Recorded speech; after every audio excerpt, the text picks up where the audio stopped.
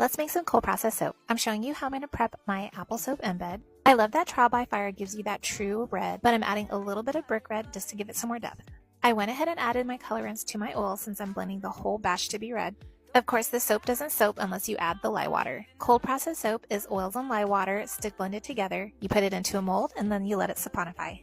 I'm stick blending to emulsion and then I'm going to add my apple fragrance. Since this is all one batch, I can go ahead and stick blend a little bit more. I like to get it to a little bit thicker trace. This is how I clean my stick blender in between batches. I keep a container of hot water on the side and then I just stick blend. It cleans out the excess soap from under the bell and then I just wipe away the top. Here is the star of the show. This is a heart mold and I know you're like, wait, you said it was an apple. Don't hate on me for making this multiple parts, but I will show you in part 2 how I'm going to turn this into an apple.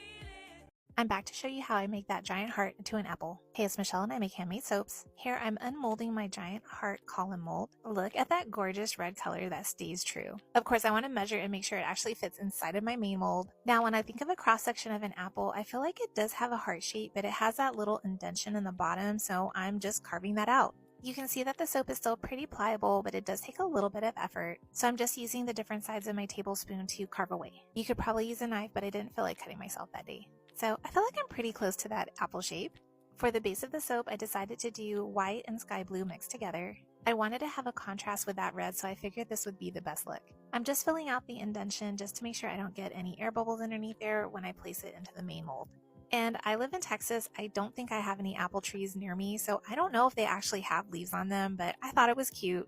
As I'm watching this, I think the next time I make this, I'm going to add in a brown soap dough stem. And thanks for the name suggestions. I ended up going with Apple in the Sky because it literally looks like an apple hanging in the sky. As always, Jungkook is watching me carefully and mold this soap. And if you've been following along, since the apple is cold process soap, I can actually use my multi-bar cutter to cut this. I'm super excited to put this investment to work. And here's the reveal.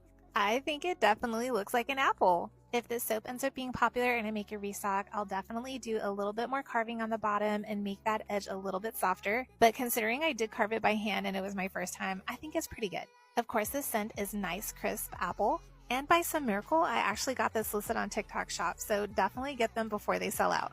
Remember, I always have all my soaps listed on my website. The link is in the bio. Follow for more soap.